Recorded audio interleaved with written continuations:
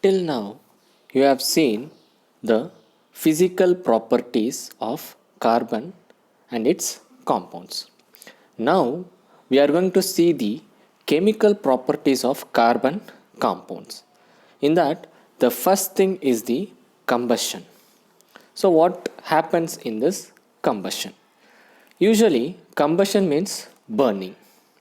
Combustion means burning. But here, what we're gonna burn is the carbon and the compounds which contains carbon. Usually, when carbon compounds burnt in air, air in the sense what? Excess of oxygen or in presence of oxygen. Okay. When carbon compounds are burnt in presence of air, it gives out the product as carbon dioxide and some energy.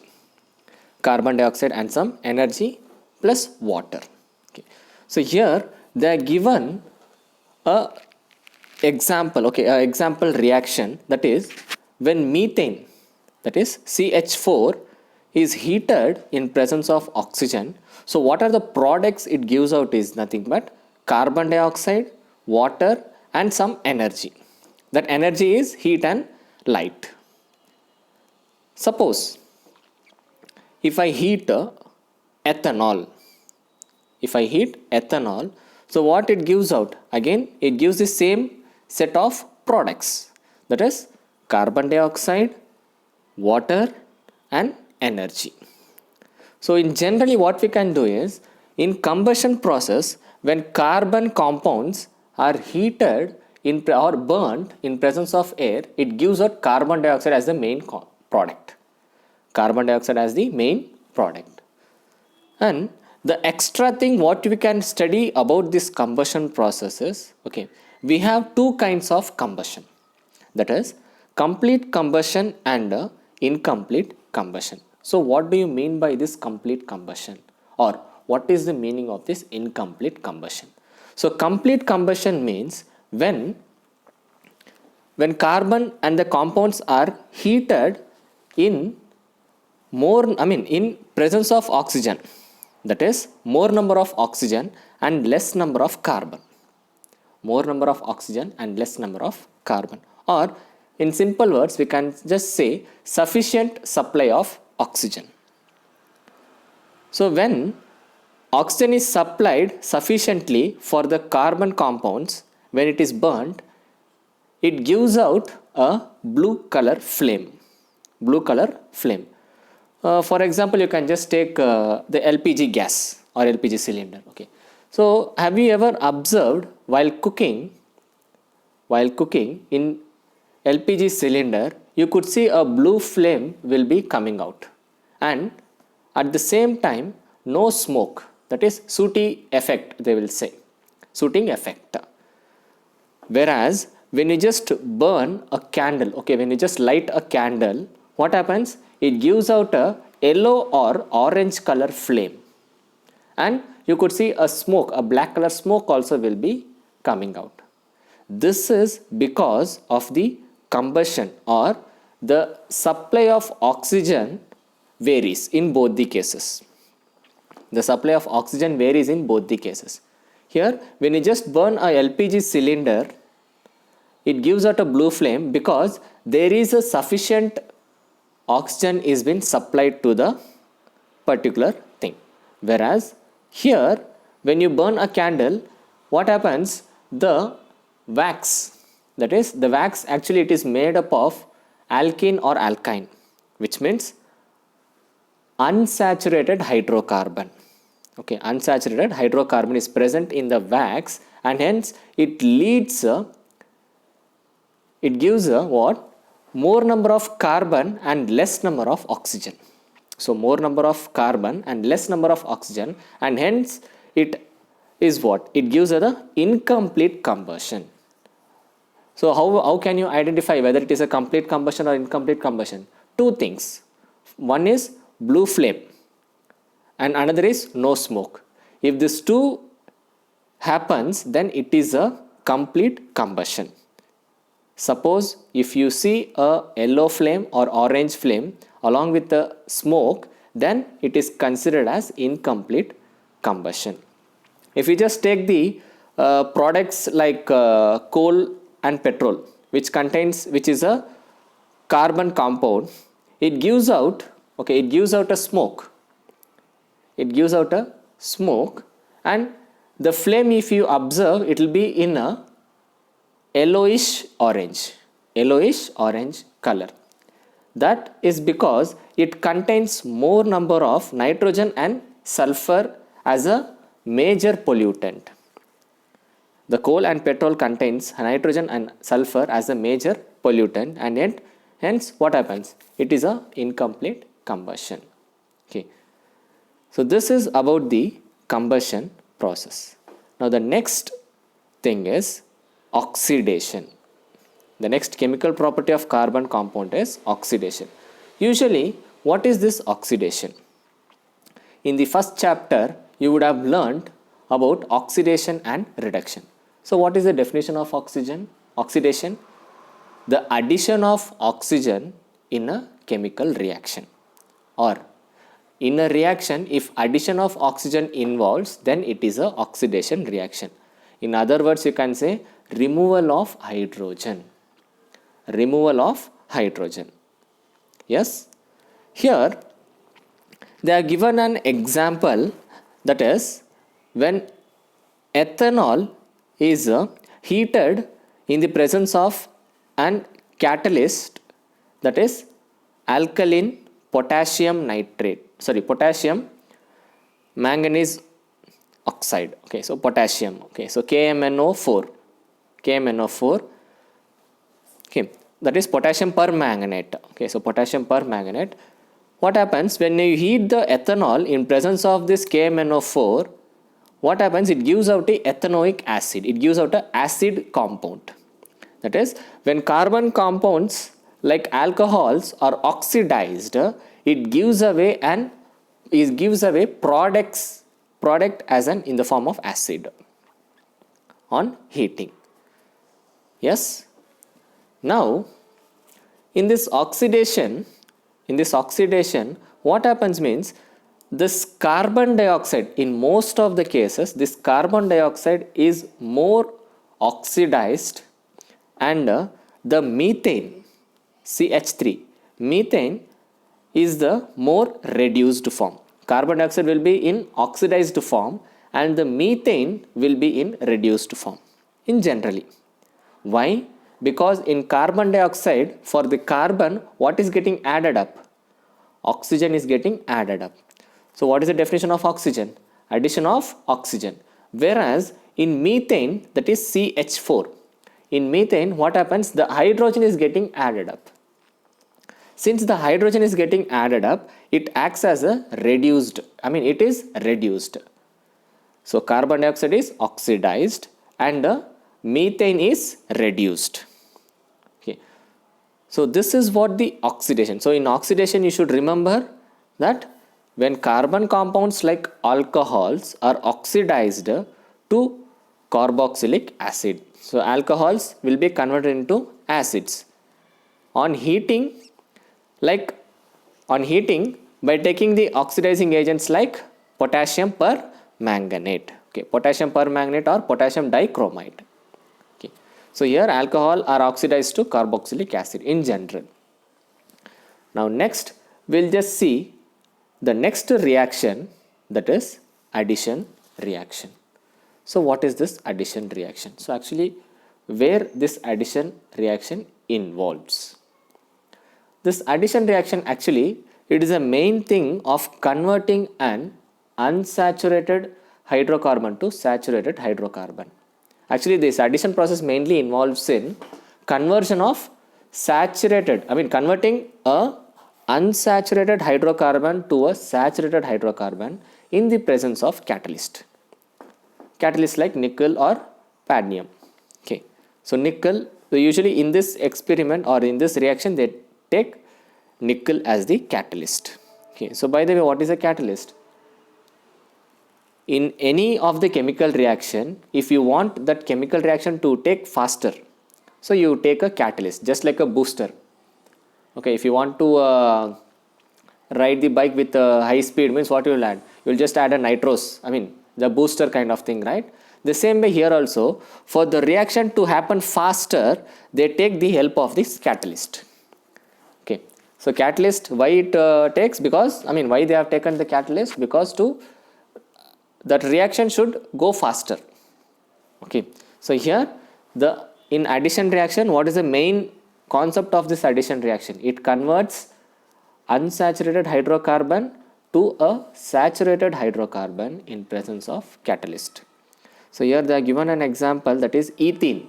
They have taken ethene as an example. So for ethene, if I add hydrogen, what happens? The ethene, the double bond gets broke down, the double bond is broken and it forms a single bond and it is converted to its equivalent ethane. That is the same, two carbons. So in ethene also you have two carbons and in ethane also you have two carbons, but if you just take the count of hydrogen, it is more. So C2H4, when it is treated with what? When hydrogen is added to it, it gives out ethane. Ethane is what? Ethane is a saturated hydrocarbon. Yes. Now this process what they call it as a hydrogenation, or in other words they say the addition of hydrogen to unsaturated hydrocarbons to form a saturated hydrocarbon is known as what? Hydrogenation. Or you can, the other name for this hydrogenation, you can just take it as catalytic hydrogenation. Catalytic hydrogenation. Yes. Here in the addition reaction, this reaction is mainly for the conversion of unsaturated hydrocarbon to a saturated hydrocarbon in presence of a catalyst. In this reaction, they take nickel as the catalyst. Yes. So here the important thing is conversion, from what to what you are going to convert and what is the catalyst they have taken, and the concept called as hydrogenation. So hydrogenation means what? Adding hydrogen. So in the name itself you could identify hydrogenation, hydrogen. Hydrogen is getting what? Added to the specific compound. And the last thing is the substitution reaction. So the substitution reaction, in this reaction, actually what's going to happen here is the more reactive. Okay, so usually the saturated hydrocarbons are less reactive, whereas it is more reactive to the chlorine, the halogens like chlorine, bromine. Yes, here the halogen elements has been adding, or it just replaces the hydrogen atom. This chlorine or bromine or fluorine, you can just take any of this atom, and that atom, what it does, it just replaces hydrogen, because these saturated hydrocarbons are more reactive towards these halogens. Example, chlorine. So here what they are doing is they are just substituting hydrogen with chlorine by giving out an acid. Okay, so here is one reaction when methane undergoes substitution reaction with chlorine in presence of sunlight. So here in presence of sunlight, chlorine is treated, or chlorine is added to methane or saturated hydrocarbon in presence of sunlight, and what happens? It becomes a haloalkanes. Okay, haloalkanes by giving out an acid. So here you could see in the first thing, CH4 is treated with chlorine and it gives out chloromethane along with an acid HCl. Again the chlorine is treated for the chloromethane, that is CH3Cl, and it gives out CH2Cl2. Again a acid is formed. Again the chlorine is replacing 1 hydrogen until no hydrogen appears in that compound. You can also take this as an example for the oxidation also, because we have one more definition for oxidation, that is removal of hydrogen. So here in each and every reaction, what happens? The hydrogen is getting reduced. Yes, the hydrogen is getting reduced and the chlorine is getting added. So forget about the chlorine, addition of chlorine. Here the hydrogen is getting what? Removed. The hydrogen is removed. Okay, so this also you can just take as an example for the oxidation reaction. So in today's video, what you have learned? You have just learnt about the chemical properties of carbon compounds. So first thing is the combustion. So what happens in the combustion? When the carbon compounds are burnt in presence of oxygen, it gives out carbon dioxide, water and some energy. And the energy is what? Heat and light. So here, how to identify whether it is a complete combustion? When the flame is in blue color and no smoke is coming out, then it is a complete combustion. And one more thing you should know is that all saturated hydrocarbons are gives out complete combustion. All saturated hydrocarbons will be completely combust, whereas unsaturated hydrocarbon will not be what? That much combust. That is incomplete combustion. And next what we have learnt? We have just learnt about this oxidation. So what is this oxidation? In oxidation what happens? In oxidation the carbon compounds will be oxidized and it will be converted to an acid. It will be converted to an acid. That is, the alcohols will be converted into an acid on heating with an agent, that is oxidizing agent like potassium permanganate or potassium dichromate. So ethanol, that is alcohol, is getting converted to acid, carboxylic acid. And next what we have learned? We have just learnt about this addition reaction. So in addition reaction, the main purpose of this addition reaction is to involves in conversion of unsaturated hydrocarbon to a saturated hydrocarbon in presence of a catalyst. So what is the catalyst they are going to use here? Nickel or palladium. Even if you write nickel, it's more than enough. And here they are given an example, that is ethene is treated with hydrogen, gives out ethane in presence of nickel catalyst. And here the addition of hydrogen to a unsaturated hydrocarbon to form saturated hydrocarbon is what is known as hydrogenation. Okay, hydrogenation. And actually hydrogenation is used to convert unsaturated oil and fats to a saturated oils and fats. For example, you can just take vegetable oil and the vanaspati ghee. So vegetable oil, it is a unsaturated long chain hydrocarbon, whereas vanaspati ghee is a saturated long chain hydrocarbon.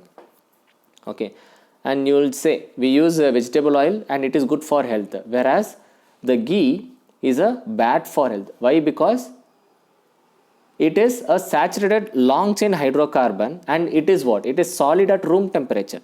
If you could observe the ghee at room temperature, the ghee will be much harder when compared to the oil, that is vegetable oil. So that's the difference why they use vegetable oil in place of vanaspati ghee. Okay. And last reaction, that is substitution reaction. So what is the purpose of this substitution reaction? It replaces the hydrogen by chlorine or by halogens. That is, saturated hydrocarbons undergo substitution reaction with halogens to form substitution products. So example, here I have taken the methane. You can just take any saturated hydrocarbon and you can just replace that with what? Chlorine. And this process can be repeated. In the next video, we'll just study about the ethanoic acid and ethanol. What is the reactions and the uses of those two components. Thank you, students.